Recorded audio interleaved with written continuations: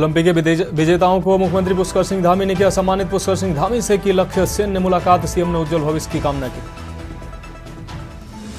कोलकाता में महिला डॉक्टर से रेप हत्या को लेकर पहाड़ से लेकर मैदान तक सड़कों पर उतरे हजारों डॉक्टर। आज और कल अस्पताल की ओपीडी बंद। उत्तराखंड विधानसभा सत्र की सुरक्षा को लेकर तैयारियां तेज। 21 से 23 अगस्त तक गैरसैंण में होगा सत्र। अध्यक्ष रितु खंडूड़ी ने व्यवस्थाओं को दुरुस्त करने के निर्देश दिए। विधानसभा सत्र में पेश होगा अनुपूरक बजट, प्रस्ताव को कैबिनेट की मंजूरी। गैरसैंण में होगा विधानसभा सत्र।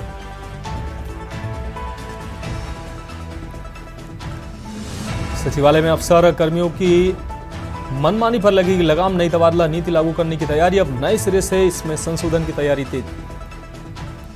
और देहरादून मसूरी में हुई बारिश, कई जिलों के लिए येलो अलर्ट जारी। 15 घंटे के बाद खुला यमुनोत्री हाईवे। आप देख रहे हैं के न्यूज, खबरों का सारथी। नमस्कार, उत्तराखंड की खबरों के साथ मैं हूं मनोज मानस और अब खबरें विस्तार से। सितारगंज में हिंदू धर्म में रक्षा बंधन के त्योहार को खास माना जाता है।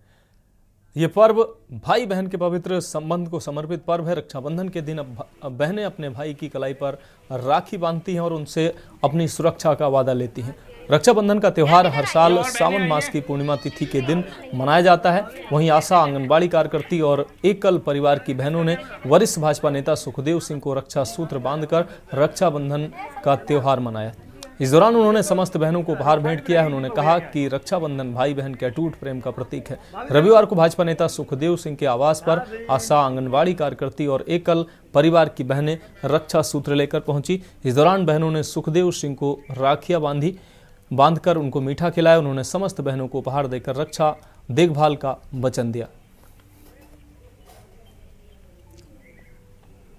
ये रक्षाबंधन का भाई बहन का ये अटूट बंधन का पर्व है। इसमें मैं सारे क्षेत्र की बहनों को बहुत बहुत बधाई, शुभकामनाएं देता हूँ। ये कोई राजनीतिक रिश्ता नहीं है हमारा, ये भाई बहन का अटूट रिश्ता है। इसलिए हमने सब लोगों ने इकट्ठे होकर एक जगह मनाया है, जिससे कि हम सब आपस में एक दूसरे से मिल सकें, एक दूसरे के टाइम काम आ सकें, एक दूसरे से हम प्यार से रह सकें। अब बढ़ेंगे अगली खबर की ओर। कैबिनेट मंत्री सतपाल महाराज आज अपने निजी दौरे के चलते विकासनगर पहुंचे, जहां उन्होंने गौमाता आश्रम, गौतमा आश्रम, गंगभेवा बावड़ी मंदिर में दर्शन कर पूजा अर्चना की। दरअसल आपको बता दें कि गौतम आश्रम गंगभेवा बावड़ी मंदिर का ऐतिहासिक महत्व है। ऐसा माना जाता है कि त्रेता युग में इसी स्थान पर भगवान इंद्र ने छल पूर्वक गौतम ऋषि की पत्नी अहिल्याबाई को अपना बनाना चाहा था, जिसके चलते इस पूरे घटनाक्रम के चलते यहाँ अहिल्याबाई को गौतम ऋषि का श्राप भुगतना पड़ा था। तो वहीं यमुना नदी के तट पर मौजूद गौतम आश्रम के पास ही माँ गंगा को एक कुंड के रूप में अवतरित होना पड़ा, जिस कुंड को आज गंगभेवा बावड़ी के रूप में जाना जाता है, जिसका पानी माँ गंगा के समान पवित्र माना जाता है। जिसके चलते इस ऐतिहासिक और पौराणिक स्थल को पर्यटन के मानचित्र से जोड़ने की कवायद होती रही है, जिसको लेकर कैबिनेट मंत्री सतपाल महाराज का कहना है कि मंदिर समिति और स्थानीय लोगों की मांग पर मंदिर और बावड़ी के सौंदर्यीकरण कर बहुउद्देशीय भवन का जल्द निर्माण किया जाएगा। में पहुंच करके बड़ा अच्छा लग रहा है और हम चाहते हैं कि विकास नगर के जो हमारे तीर्थ हैं और छुपे हुए स्थान हैं, ऐसे अलभ्य स्थानों का प्रचार प्रसार हो और पर्यटन के मानचित्र में ये सब स्थान आए। गौतम ऋषि का ये बहुत प्राचीन आश्रम है और ये माना जाता है यहाँ पर कि गंगा जी यहाँ पर प्रकट हुई हैं। तो ऐसे अलभ्य स्थान का निश्चित रूप में पर्यटन के मानचित्र में वो अंकित होना चाहिए और उसके लिए सभी प्रयास होंगे। मंदिर समिति ने मुझे यहाँ लिख के दिया है और उनका आदेश हुआ है कि यहाँ पर बावड़ी का उसका सुरक्षा की जाए, उसको ठीक ठाक किया जाए उसके निर्माण को, उसके लिए। और यहाँ पर बहुउद्देशीय एक भवन बनाने की बात उन्होंने कही है, तो उसको भी हम बनवाएंगे ताकि यहाँ पर पर्यटक आए और यहाँ पर ऐसे अलभ्य स्थान का दर्शन करें। अब रुक रही अगली खबर का खबर लक्सर से है, जहां भारतीय किसान संघ का जिला अधिवेशन लक्सर के शेखपुरी गांव में आयोजित किया गया है। अधिवेशन में सर्वसम्मति से जिला कार्यकारिणी का गठन भी किया गया। इस बार फिर वरिष्ठ नेता राज सिंह वर्मा को जिला अध्यक्ष और आजाद सिंह को जिला मंत्री चुन लिया गया है। इस मौके पर चुनाव अधिकारी वर्ग प्रदेश स्तर के पदाधिकारियों ने कहा कि भारतीय किसान संघ देश का सबसे बड़ा किसान संगठन है, जो राष्ट्र व किसान के हित में कार्य करता है।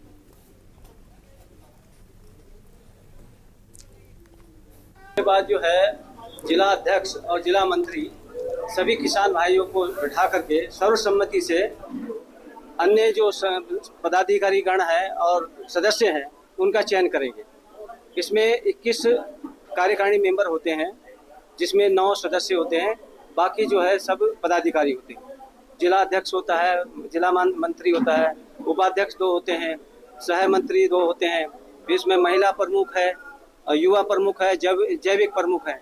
ये विशेषकर इसमें पदाधिकारी होते हैं। पहले तो मैं जिले के सभी कार्यकर्ताओं को बहुत बहुत आभार प्रकट करता हूँ कि उन्होंने दोबारा मुझ में आस्था व्यक्त की। इसके बाद मैं आपसे वादा करता हूँ, सभी किसान भाइयों से भी वादा करता हूँ कि मैं अपने दायित्व को कहीं पीछे नहीं छोड़ूंगा। अब बढ़ेंगे अगली खबर की ओर। मुख्यमंत्री पुष्कर सिंह धामी से मुख्यमंत्री आवास देहरादून में बैडमिंटन खिलाड़ी लक्ष्य सेन ने भेंट की है। इस दौरान मुख्यमंत्री ने पेरिस ओलंपिक में शानदार खेल व प्रदर्शन के लिए लक्ष्य सेन को बधाई दी, उनके उज्जवल भविष्य की कामना की। उत्तराखंड के बैडमिंटन खिलाड़ी लक्ष्य सेन पेरिस ओलंपिक पुरुष सिंगल बैडमिंटन में कांस्य पदक तक पहुंचे थे। मुख्यमंत्री ने लक्ष्य सेन को आगामी प्रतियोगिताओं के लिए शुभकामनाएं देते हुए कहा कि आगामी खेलों में पूरे समर्पण से अपनी खेल प्रतिभा का प्रदर्शन करें।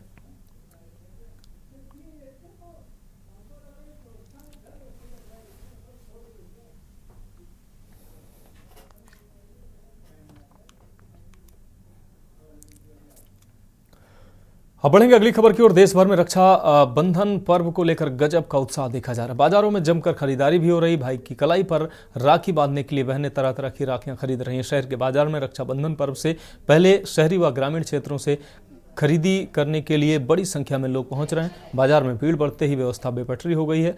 एक तो भीड़ और दूसरा सड़क पर कहीं वाहन तो कहीं स्थानों पर अतिक्रमण होने के कारण जाम के हालात बन रहे हैं, जिसके चलते इन दिनों नगर के मुख्य मार्गों पर जाम की स्थिति बनने से आवाजाही करने वाले लोगों को खासा परेशानियों का सामना करना पड़ रहा है।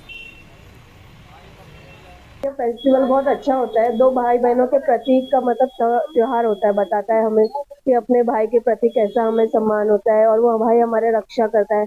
यह धागा ही होता है जो हमें एक उसमें जोड़े रखता है। हिंदू त्योहार बहुत बढ़िया बहन भाई का त्योहार है ये, और इस समय मार्केट में काफी भीड़ है और अच्छा त्योहार चल रहा है। राखी का अच्छा भीड़ है और बहन भाइयों का बढ़िया राखी बंधन चल रहा है यहाँ मार्केट में है।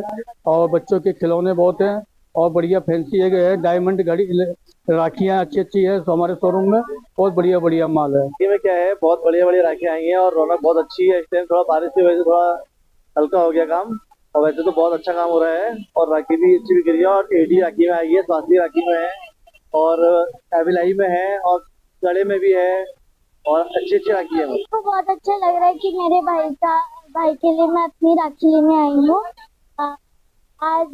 आज कल हम लोग अपने भाई के त्योहार बनाएंगे और हम लोग राखी बांधेंगे। राखी का त्योहार बहुत अच्छी तरह से एंजॉय करेंगे और मैं भी अपने मम्मी पापा के साथ राखी लेने आई हूँ और मैं अपने भाई को राखी भी बांधती हूँ। बहुत अच्छी तरह से राखी बहुत अच्छी तरह से सेलिब्रेट करते हैं। हम लोग बहुत मजे करते हैं, अपने भाइयों को राखी बांधते हैं और उनके साथ एक बंधन निभाते हैं ये राखी बांध के। तो बहुत अच्छे से बनाते हैं, बहुत अच्छे से बनाते हैं। बहुत अच्छा लगता है त्योहार मनाने में। हम तैयारी करते हैं, कह रहे बहुत रहा है तो इसलिए 1:30 बजे की। अब बढ़ेंगे अगली खबर की ओर। भाई और बहन के अटूट रिश्ते का प्रतीक राखी का त्यौहार, जिसका बहनें साल भर इंतजार करती हैं। भाई अपनी बहन की सदा रक्षा करने का वचन देता है। रस्मों रिवाजों को बंधा राखी का यह पर्व स्नेह के बंधन से संसार को जोड़े हुए। आपको बता दें, हर साल नैनीताल में राखी के पर्व में राखियों के बाजार सज जाते हैं और विभिन्न प्रकार की राखियां बाजारों में देखने को मिल रही हैं। नैनीताल में इस बार राखी के पर्व में खास तौर पर दुकानें सजाई गई हैं, जिसमें देश के हर कोने की राखियां बिकने आई हैं।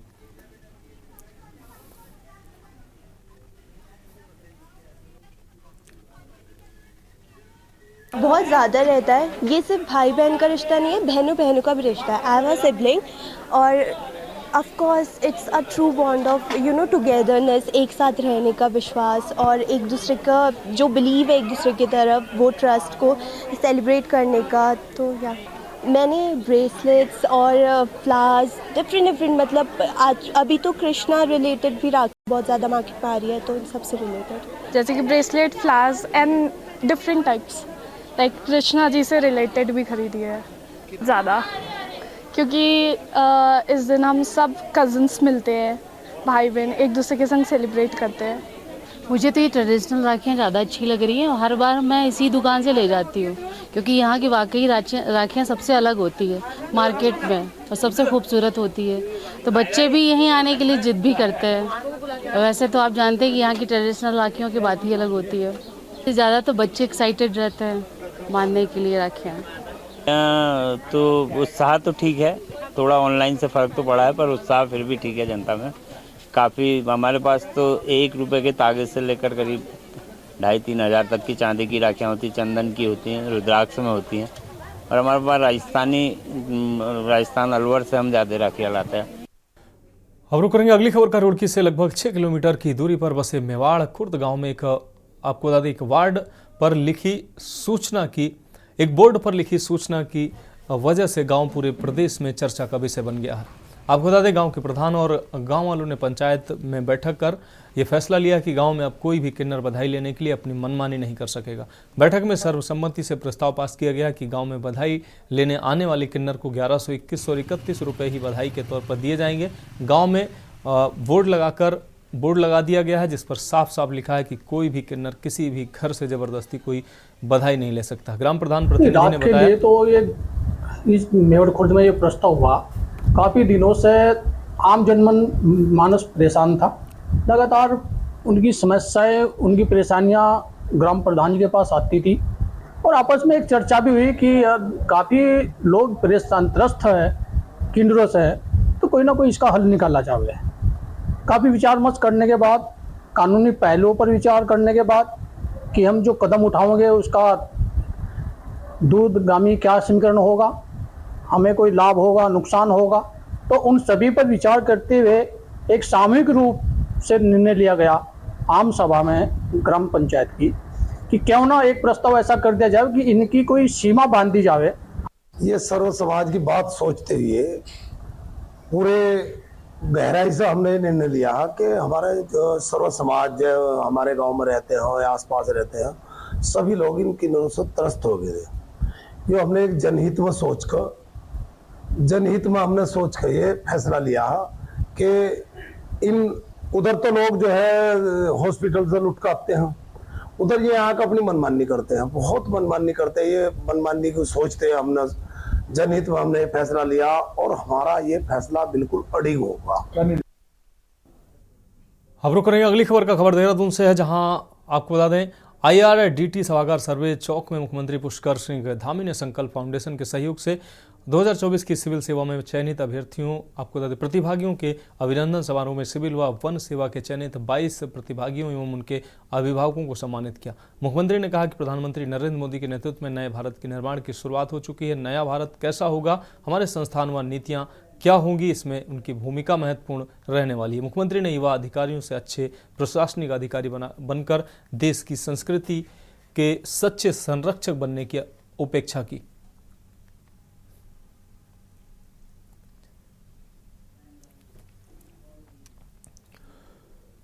अब रुक करेंगे अगली खबर का। उत्तराखंड सचिवालय देहरादून में मुख्यमंत्री पुष्कर सिंह धामी ने चारों धामों से आए तीर्थ पुरोहितों, पदाधिकारियों, hotel association, tour operator, transporters और व्यापार मंडल के पदाधिकारियों के साथ बैठक की। इस अवसर पर चारधाम यात्रा के सकुशल संचालन, श्रद्धालुओं के लिए सुरक्षित और सुगम यात्रा और स्थानीय लोगों की आजीविका के संबंधित विषयों पर चर्चा की है। मुख्यमंत्री ने कहा कि सितंबर के पहले सप्ताह से कपाट बंद होने तक चारधाम यात्रा के लिए ऑनलाइन की व्यवस्था पूर्व की भांति चलती रहेगी। वहीं इस अवसर पर चारधाम यात्रा से जुड़े विभिन्न स्टेक होल्डर्स ने अपने सुझाव दिए।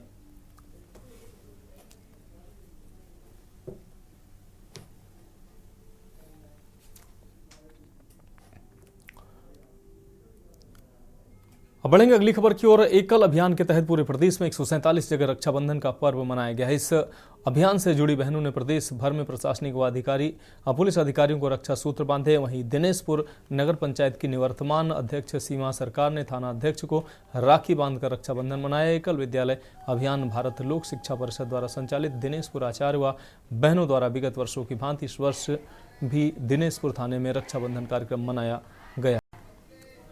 जैसा कि रक्षाबंधन का त्यौहार हमारे पूरे देश में पूरे उल्लास के साथ मनाया जाता है और एकल परिवार हमारा कई वर्षों से रक्षाबंधन का त्यौहार हमारे जो सैनिक भाई और पुलिस वाले जो लोग त्यौहार पर अपने घरों पर नहीं जा सकते, उनके साथ हमारी बहनें हर वर्ष बहुत उल्लास के साथ सभी थानों में, चौकियों में, और जैसे उस दिन हमने एसपी साहब के यहाँ, एसएसपी साहब के यहाँ कार्यालय में रक्षाबंधन का पर्व मनाया। नेपाल सीमा पर हमने मनाया सैनिकों के साथ, ऐसी देहरादून में और अन्यत्र कई जगह गुल्लरगोज चौकी में भी हमने मनाया रक्षाबंधन का त्यौहार।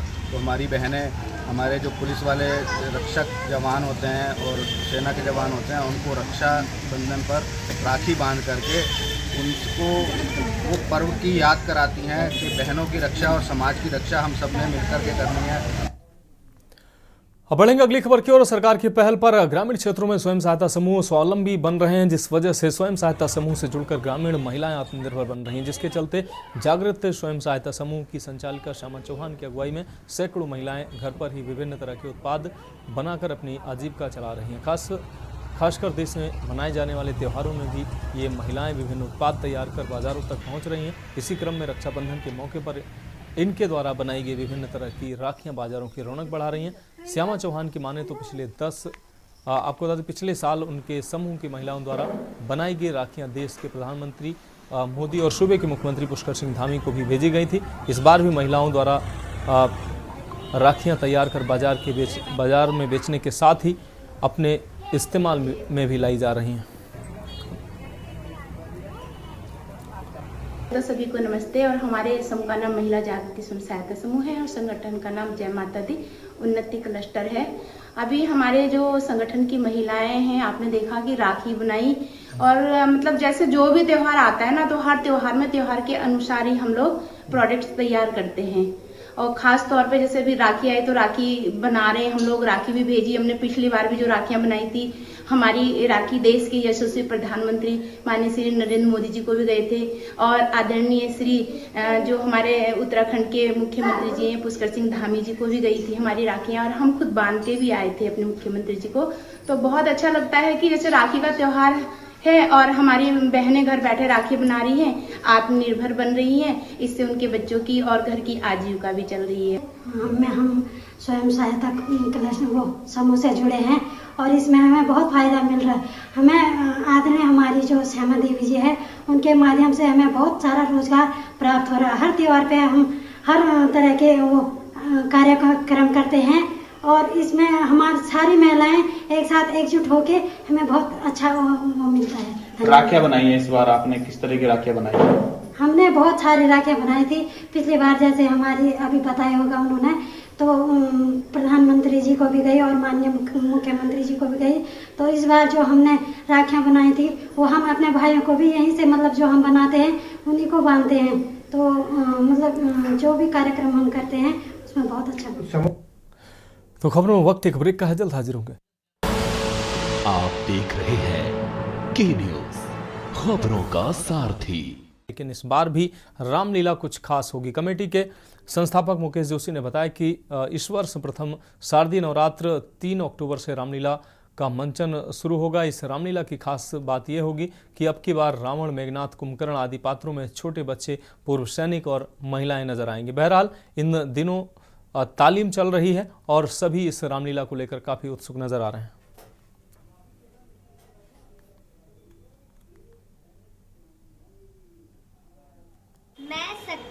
हम सखी का पाठ कर रहे हैं और वरलक्ष्मी का, और हमें बहुत अच्छा लग रहा है।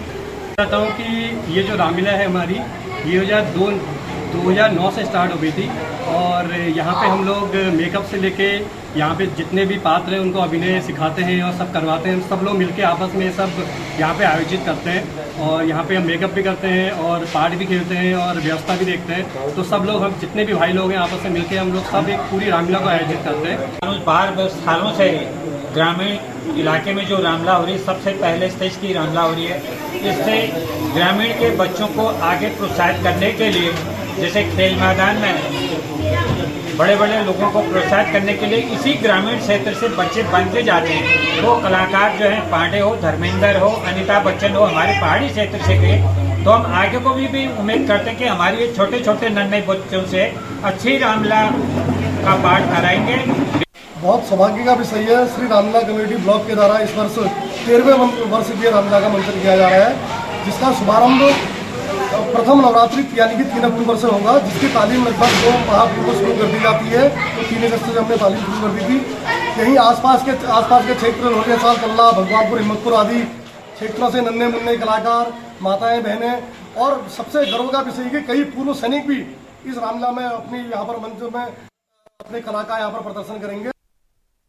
अब बढ़ेंगे अगली खबर की ओर। विकासनगर कोतवाली से एक सनसनीखेज वारदात सामने आई है, जिसमें एक तरफा प्यार में पागल युवक ने युवती को तमंचे के बल पर डराने और दोस्ती का दबाव बनाया, जिसके चलते ग्रामीणों ने आरोपी को मौके से पकड़कर जमकर पिटाई की और पुलिस को सौंप दिया। बताया जा रहा है कि पीड़ित युवती का हाल ही में कहीं और रिश्ता तय हुआ है, जिससे बौखलाए सिरफिरे आशिक सचिन ने ये तरीका निकाला।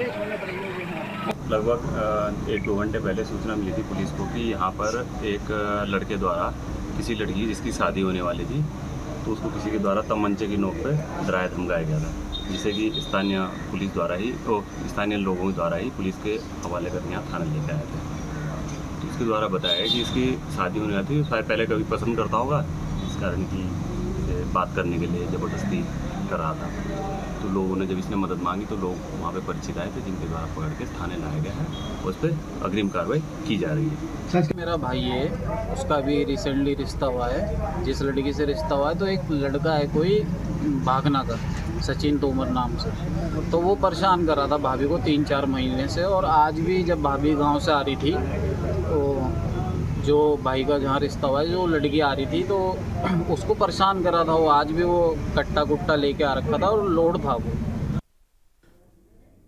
अब रुक करेंगे अगली खबर का। पहाड़ की कुल देवी नंदा महोत्सव की तैयारियां जोरों पर है। नैनीताल में इस बार राजराजेश्वरी की पूजा 8 सितंबर से 15 सितंबर तक आयोजित होगी। इस दौरान पहाड़ की संस्कृति, लोक परंपरा और रीति रिवाज की झलक देश भर के पर्यटकों को दिखेगी। मूर्ति निर्माण के बाद 11 सितंबर को मां नंदा सुनंदा को दर्शनों के लिए रखा जाएगा, जिसके बाद 15 सितंबर तक पूजा अर्चना कर कैलाश के लिए विदा कर दिया जाएगा। नंदा सुनंदा महोत्सव को भव्य बनाने के लिए राम सेवक सभा और जिला प्रशासन जुटा हुआ है। पिछले सालों की तरह इस बार भी धार्मिक पक्ष का आयोजन राम सेवा सभा करेगा, तो वहीं मेले का आयोजन जिला प्रशासन को करना है। देखिए, माँ नंदा सुनंदा का सिर्फ नैनीताल में नहीं, पूरे उत्तराखंड के अंदर जगह जगह माँ नंदा सुनंदा का महोत्सव मनाया जाता है। फेस्टिवल के रूप में मनाया जाता है। लोग अपनी बेटी के रूप में उनको विदा करते हैं और हजारों की लाखों की संख्या में लोग यहाँ पे आते हैं। और ये लोक मान्यता है कि माँ नंदा सुनंदा के बारे में कई ऐसी कथाएं हैं। लोक मान्यता है कि वो हमारी अब जब मायके जा रही थी, कई चीज़ें उसके संग जुड़ी हुई है, कई किंवदंतियाँ उनके संग जुड़ी हुई हैं। लेकिन कुल मिला के हम ये कह सकते हैं कि हमारी कुल देवी के रूप में उनको पूजा जाता है। और पूरा जनमानस, जब हम भाद्रपद की इसमें मेले में इसका यहाँ पे आगाज करते हैं, तो पूरा जनमानस इसके लिए पूरी तैयारी करता है। प्रशासन की तरफ से जो भी सुविधाएं और सहयोग हर साल प्रोवाइड कराया जाता है, वो इस बार भी दिया जाएगा। और हमारी कोशिश ये रहेगी कि इसको भव्य स्वरूप में मनाया जाए। इसमें पर्यटन विभाग को हमने कहा है कि इसका डॉक्यूमेंटेशन कर लें और संगीत नाटक अकादमी को जो प्रपोजल भेजा जाता है विश्व धरोहर के लिए, क्योंकि 150 साल से ज़्यादा पुराना ये मेला है, तो उसके लिए भी अभी विभाग डॉक्यूमेंटेशन करेगा। शामिल ये हो पाएगा या नहीं हो पाएगा, ये तो फ्यूचर में जो प्रोसेस होगी और एक्सेप्टेंस कितना होता है उस पर डिपेंड करेगा। और इस बीच उत्तर प्रदेश के लखनऊ से अहम खबर सामने आ रही है। लखनऊ से इस वक्त की अहम खबर सामने आ रही है। आपको बता दें, इंदिरा नगर में 3 इमारतें गिराई जाएंगी। लखनऊ से अहम खबर, शिखर अस्पताल की गिराई जाएंगी इमारतें। इस वक्त की ये अहम खबर लखनऊ से आपको दिखा रहे हैं। अवैध रूप से बनी है ये 3 मंजिला इमारत। इमारतों को गिराया जाएगा। आवास विकास परिषद इन इमारतों को गिराएगा। तो 3 अवैध बनी इमारतों को गिराया जाएगा। आवास विकास ने नोटिस चस्पा किया है। इंदिरानगर के बी ब्लॉक में है ये अस्पताल, जिसकी 3 इमारतें गिराई जाएंगी। और इस खबर पर ज्यादा जानकारी के लिए हमारे सलाहकार संपादक के वक्स सर हमारे साथ जुड़ गए हैं। के वक्स सर, ये 3 बिल्डिंगें जो अवैध बताई जा रही हैं, इन पर अब कार्रवाई होगी, ये बिल्डिंगें गिराई जाएंगी। इंदिरा नगर की ये अहम बिल्डिंगें, इन पर कार्रवाई हो रही है। क्या कुछ अहम खबर अपडेट है सर इस पर? देखिए, जिस तरह से योगी सरकार ने जीरो टॉलरेंस के थ्रू जो अभियान चलाया है कि जितनी, चाहे वो एलडीए हो, चाहे वो आवास विकास परिषद हो, चाहे अन्य विभागों की जो अवैध बिल्डिंगें बनी हैं, उनको गिरा दिया, ध्वस्ती कर दिया जाए। अभी जो सैकड़ों साल पुराने मकान थे बादशाह नगर कॉलोनी के पास, वो सब अवैध थे, सबको गिरा दिया गया, वहाँ पार्क बना दिया गया है। इसी योजना के तहत शेखर हॉस्पिटल जो कई वर्षों से चल रहा था इंदिरा नगर में, उसको 3 बिल्डिंग का उसका नक्शा पास था और 6 बिल्डिंग उन्होंने बना लिया था। ये हाई कोर्ट भी गए थे, हाई कोर्ट में इनको रिलीफ नहीं मिली। हाई कोर्ट ने सिर्फ इनको ये निर्देश दिया कि आप यहाँ से शिफ्ट करना है, अवैध बना हुआ है। एलडीए ने इसका विरोध, तो आवास विकास परिषद ने इसका विरोध किया था, और तो हाई कोर्ट ने डायरेक्शन दिए कि आप अपनी हॉस्पिटल को कहीं और शिफ्ट कर दें। और आवास विकास परिषद ने जो है ना 3 मंजिल का नक्शा पास किया था, इन्होंने 6 मंजिल इंजीनियरों की मिली भगत से बनवा लिया था। तो कुल मिला के स्थिति ये है कि इन्होंने आवास विकास परिषद ने इनको नोटिस दिया 20 से 26 अगस्त के बीच आपकी 3 मंजिलें जो अवैध रूप से बनी उनका कर दिया जाएगा। मानस निश्चित रूप से सर, इस तमाम जानकारी के लिए आपका बहुत शुक्रिया। तो आपको बता दें हाईकोर्ट ने इकाइयों को स्थानांतरित करने के आदेश दिए हैं।